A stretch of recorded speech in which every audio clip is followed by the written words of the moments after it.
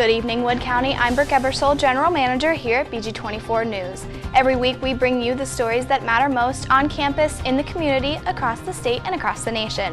The Producers Panel is where we take a step back and talk about these stories in our own opinion. But these opinions do not reflect the views of the organization and do not impact the way we cover these or any other stories. Tonight we'll discuss two major stories concerning the BGSU football team. Then we'll dive into a recent event held on campus that was inspired by a popular TV show, before finally discussing how the Jerome Library received national attention and the events being held there this week. It's all here on your BG24 News Producers Panel.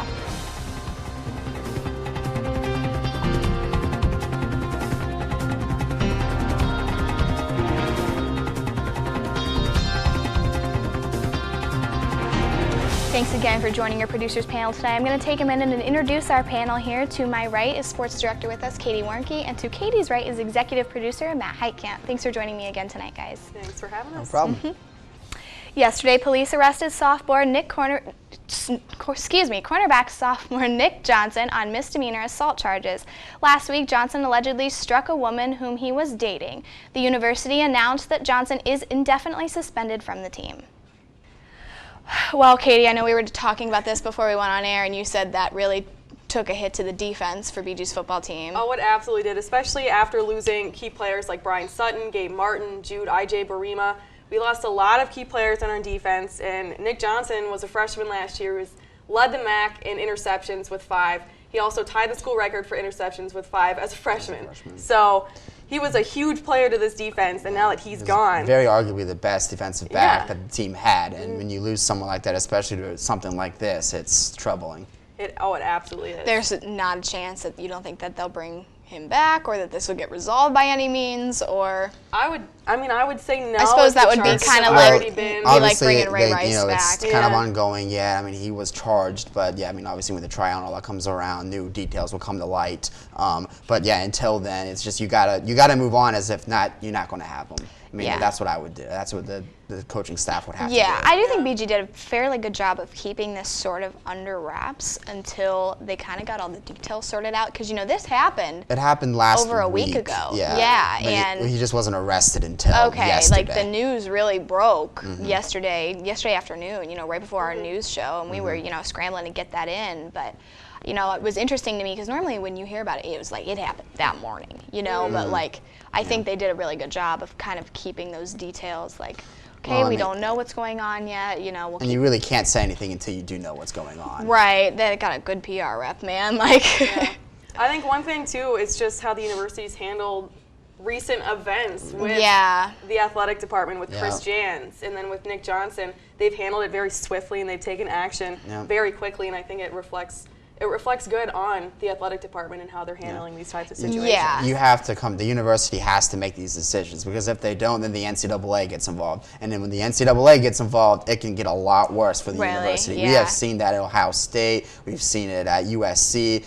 If the university handles the situation, they usually tend to be more light on these kind of things, where if they don't, that's when they step in. Yeah, well, you know, I think so far, like we just said, you know, they've done a fairly good job, and I don't think there's yet been a reason for the NCAA to step in. I hope that they do continue to handle things in that kind of manner, you know, just to make sure that, because, you know, yes, that reflects bad on the athletic department. It also reflects bad on this establishment and this university, you know, and that's also something that we don't want. Oh, yeah, absolutely it does. I mean, it does reflect poorly.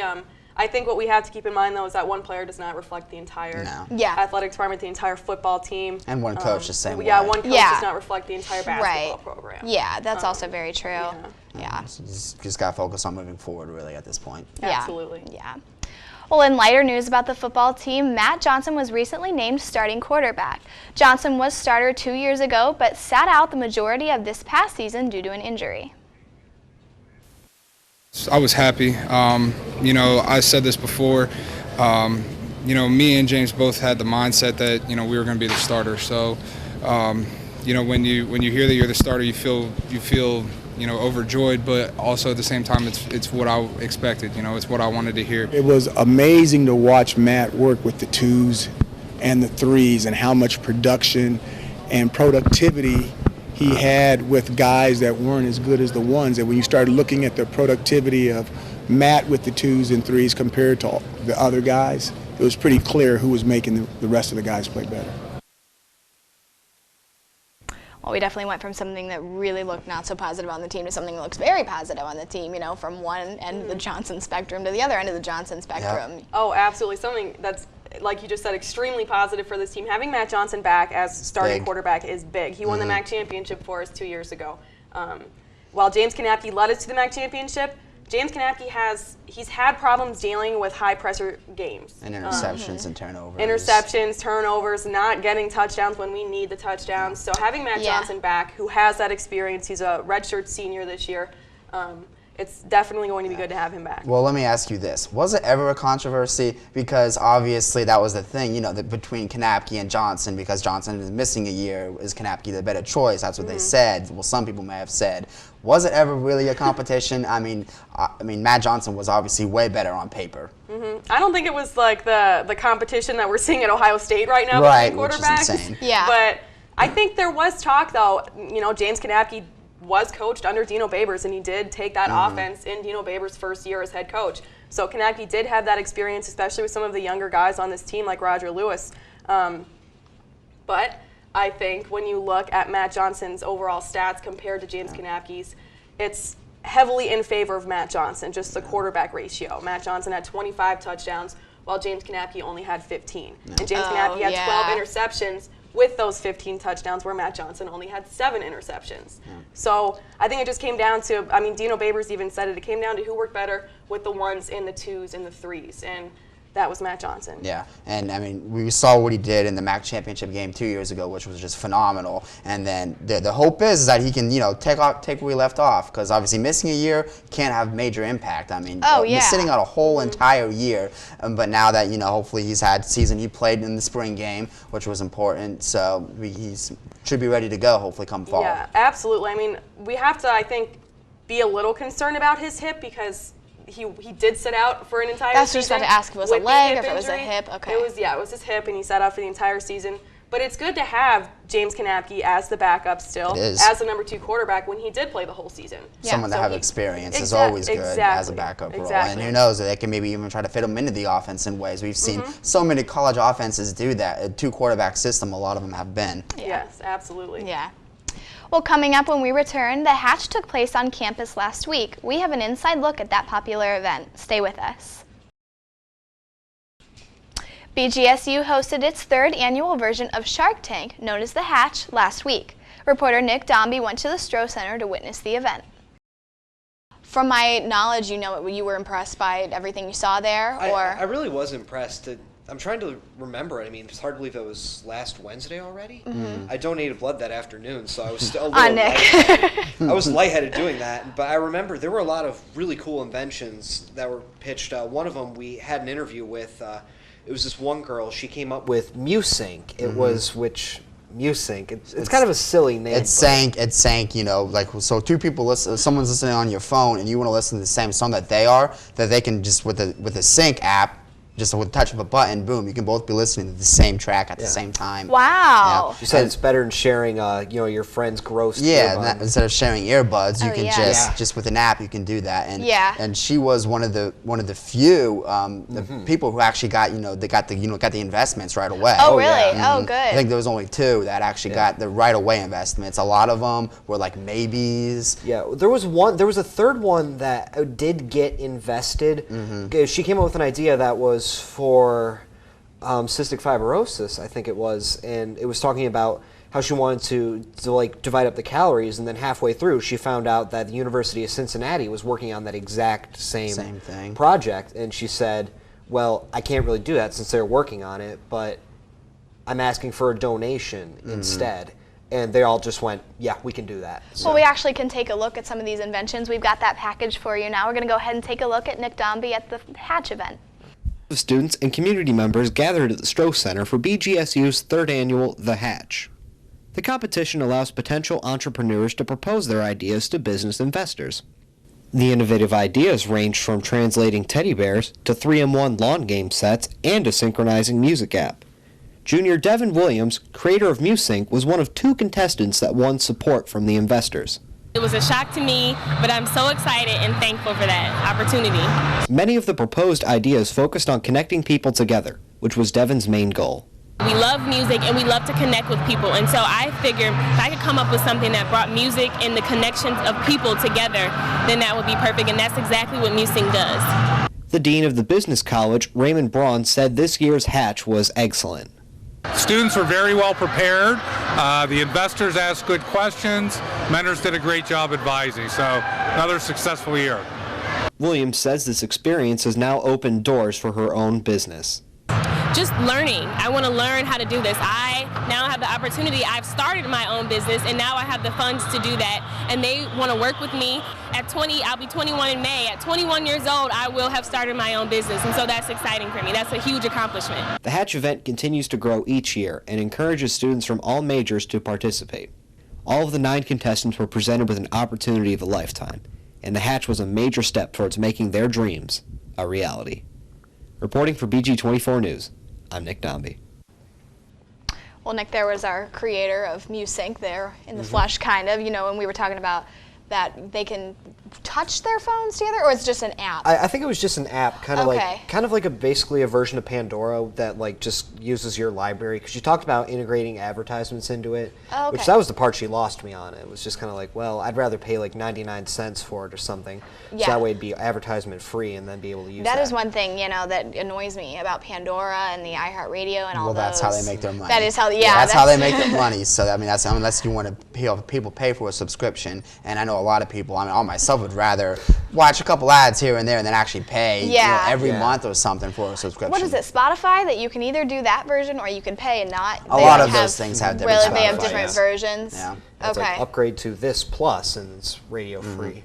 Yeah. But I think the event, like, there's a lot of people there. Oh yeah, it was a Yeah, huge turnout. I think it's really awesome for, you know, just the campus, because Yeah. you're taking a popular TV show like Shark Tank, which is really popular, and you do a little spin-off of that, and it gets attention, not just around the community, but like statewide level. The Hatch signs were everywhere. It's very, It was heavily advertised. Yeah, it was so popular that it was actually live streamed, that event Oh, yeah. was, because it was just such in high demand, you know, and obviously not everybody could either go or get a ticket, you know, or what have you, but, you know, I think that says something, that something at this university that was really that in such high demand, you know, and like you just said, all those signs everywhere, you know, it was globally streamed. One of my favorite things with the whole thing was my parents, they watched the package on YouTube, and we put our show on, and then they watched WTOL that night, the Toledo news station, and that camera person was right next to me, and they said, you had a lot of the same shots. I said, yeah, she was right there. So Yeah. it was kind of cool, because you had WBGU, BG24, and the W2, so I got to rub shoulders with the You big guys guys. with the big camera. guys, yeah. Yeah, so that was a lot of fun. So how did it work? They went up there and they,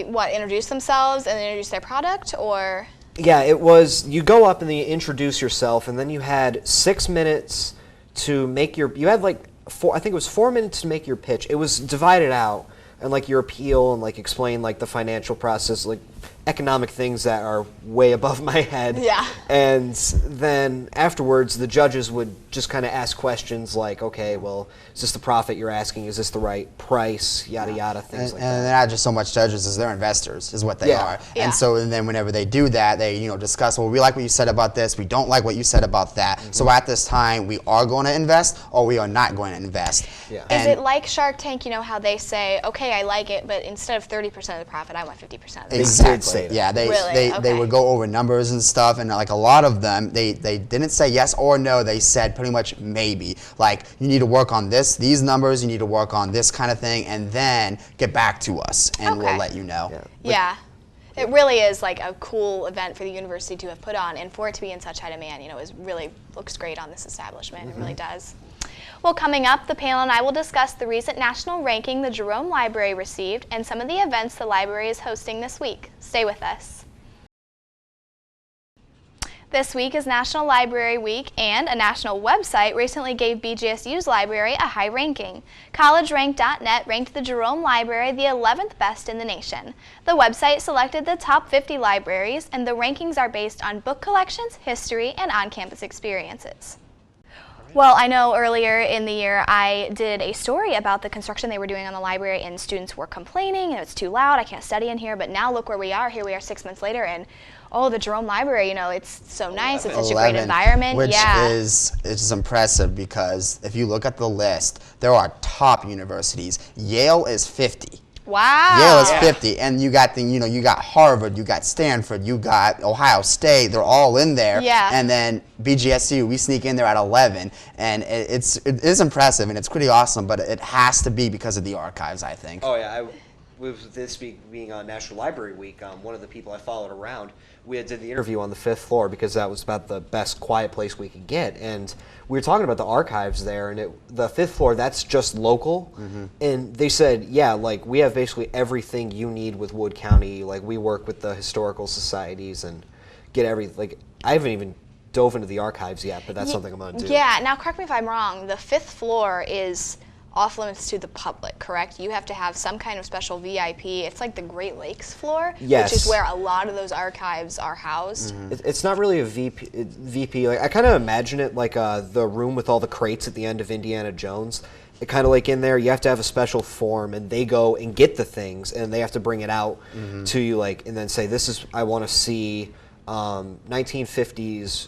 Pick photos of downtown BG, and they have like an album that they bring out, and you look through and things like that. A lot of those archives, you can't they can't leave the library, because I know I think one of the most impressive archives they have is the pop culture one. If you've ever been on that floor, it is impressive. They have quite a good collection, but yeah, you can't take anything out of that floor. Yeah, you have to check it out. You can look at it there, and then you bring it back, and that is definitely the reason why it got such a high ranking. Yeah, and I know that they have tens of thousands of movies there at the library that you cannot take out, because they are just so well known and so prestigious that they don't want to lose those, and I think that's, again, here we are, the theme of the show, that really, really looks good on the university, and really, obviously, our library is ranking above Yale in a national. Yeah, Ohio was actually very well represented in that. Like we were 11, University of Cincinnati was 5, and Ohio State was 2. But number 1 was the University of Michigan. Michigan was. Number 1 was the University of Michigan. Yeah, so there you go. We might have to take a little road trip up there to see, I just might. But yeah, this week's been a National Library Week, and I mean, just going off with the 11th in the nation, there was a bunch of crazy things. Like I did a small package, which you really can't expand out into a full story. On Monday, they were having elevator dance parties. Yeah, I did see that, and I heard somebody put, on some social media site about the elevator dance parties, and, here we are looking at those fun kids going up to do their studying, and I suppose having some rowdy fun along the way, and I hope that didn't make too much of a ruckus as they got off the elevator, but, I think that is a good way to kind of, here we are, we're approaching Dead Week, we're approaching finals, and I think that's really a good way to kind of kick students in the rear here, like get them to maybe take a breather, have a little bit of fun, and it's really Jerome Library, man, getting your name in there. Yeah. Well, coming up, the panel and I will wrap up our show and talk about a big event on campus this weekend. Stay with us. Well, a very well-known event is occurring on campus this weekend, Dance Marathon / Ziggy-thon. Yep, and so Dance Marathon, and then along with Bikes for Tykes, where we get the term Ziggy-thon, and all of these fundraising and all these donations are going to the Children's Miracle Network, and their big thing is for the kids, or #FTK, and BG24 will actually be there covering hour to hour. Yep, we'll be there hour to hour. I'm excited for it. I really am. Yeah, because it's the first time I get to be involved with it, and just everyone, the high energy of people dancing for a long period of time and all that. And I think it should be very fun and interesting to cover. Yeah, and it's going to be my first time ever with Dance Marathon. Like, I hear you guys talking about it, and I'm just kind of like, what's going on here? Like, I'm really curious to see what this is all about, because I've been building up this hype all year, like, Dance Marathon, you gotta go, and I'm just like, okay, I'll go, but I really don't know much about it, and this is going to be really fun. It definitely is something that the dancers and the bikers gear up all year for, and I don't know as much about the bikers, but I know about the dancers have a minimum amount of like a minimum fundraising amount that they have to reach before they can dance. It's something like $1,000 or something, you know, which sounds like a lot, but you know, if you're going door to door, you're asking your family, and it really is for, I can't think of honestly a better cause that's for. It's, you know, children who are struggling with chronic illnesses, with cancer, with, you know, and it's, they a lot of times bring these children in for part of Dance Marathon, not the whole 32 hours, I don't think, but you know, you get to come and see really like where these funds and where all your energy for all those hours is going, you know, which I really do think is very impressive and speaks volumes to those kids, you know. Yeah, and for us reporters, we're going to be like, what, going into the dance, like into the filming the dancers and like getting interviews with all the people, and just we're going to be shooting packages. We'll be covering quite a bit of the different things all going on there, and like we said, every hour we'll be putting up new stuff. Make sure you can go to our YouTube page, and that's where you can find all that, and follow us on social media and all that, just to keep updated on the event. We'll be on social media almost, I think, probably the whole 32 hours. Oh, yeah. We're really kicking the social media in gear here, and we'll have to keep a power strip for our phone chargers then, they're going to be right down with Twitter. And we'll bring the bikers in there on Sunday, you know, who are biking from Cincinnati all the way back up to BG. So, you know, that in and of itself is really impressive and is really a great thing that they're doing. Yeah. Well, that's it for BG24 News Producers Panel tonight. You can check out these stories and more on youtube.com/BG24News. Also, follow us on Facebook, Twitter, and Instagram. Well, you know, we sure definitely covered a lot. We went to, here we are at the Hatch, and now the football team, and we sit on campus the entire show, which we did. normally don't do, which is pretty awesome. And the grant theme is, you know, I think that BG has handled everything extremely graciously, you know, and I really think that is something I would like to see continue in events and outbreaks to come. Oh, yeah. And also be sure to stay tuned for our news show tomorrow. Tomorrow at 5:30 p.m. right here on this channel. Feel free to tweet at us on what you thought about these stories and issues as well. Have a good night, everyone.